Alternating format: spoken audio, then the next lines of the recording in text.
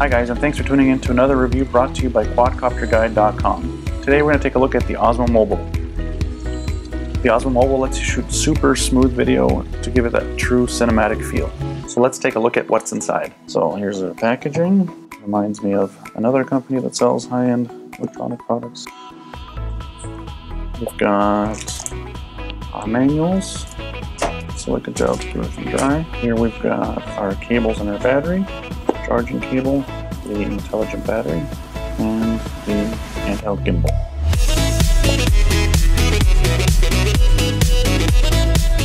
At the top here is a carrying case and a wrist strap. Nice little soft carrying pouch where you can put the gimbal in, the Osmo Mobile, charger cable, extra batteries, all fits in there. Now it's interesting to note that this Osmo gets charged through the 3.5mm jack in the front. Okay, so we've got the battery charged. We're going to insert the battery at the bottom here. There's a lock switch. You open that up, close the lid, lock it, and that's the battery. Okay, the next step is to add your smartphone into the gimbal itself, the Zenmuse M1 gimbal. Inserting our smartphone, in this case we're using an iPhone 6 Plus. Now you can see that it's not really balanced. We have to get it roughly balanced before we turn it on. We do that with this adjustment knob here. Loosen it, and you can pull it up here. And we adjust it until the phone roughly balances itself. There, that looks good. Tighten it. There we go. Now we're ready to turn it on. To power on the Osmo, we slide down the power switch to the bottom and hold it for a second. And it's on. Now we're going to launch the DJI Go app.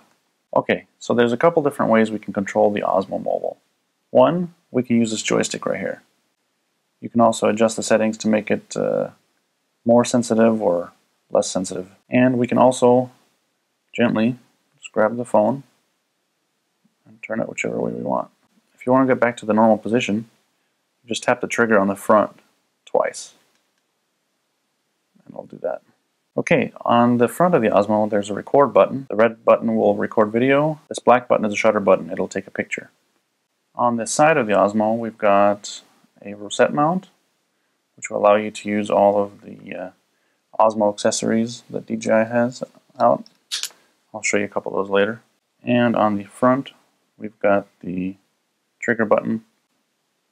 As you can see, the Osmo will now slowly follow whichever way I point it. If I want to lock onto a specific angle, I hold the trigger on the front, and now the phone won't move.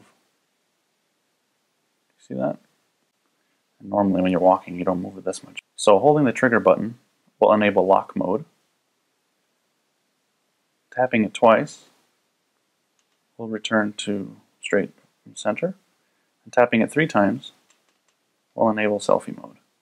Alright, next let's show you guys active track. Let's say we want to follow this thing. We draw a box around it. It locks on. And now, no matter what I do with the Osmo, my subject stays. Even if the subject moves, the camera will follow.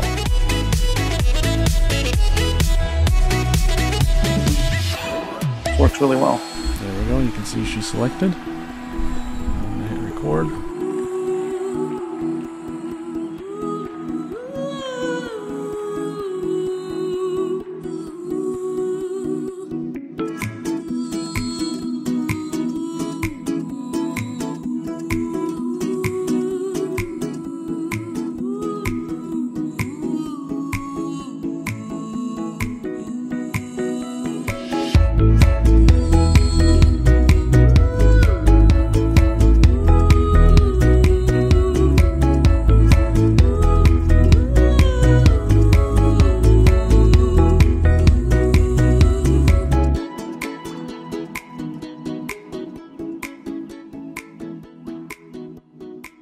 Alright, next let's show you guys motion time-lapse.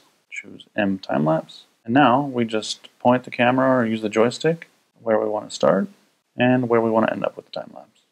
Our interval and the duration. And to save battery power on your phone, it dims the display during time-lapse. There we go, time-lapse complete. Let's check it out. The Osmo Mobile is compatible with the Osmo Base, as you can see here.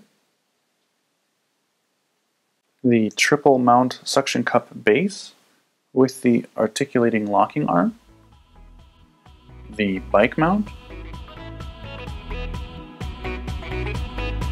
the tripod with extension rod, as well as the normal Osmo battery charger, since they use the same batteries.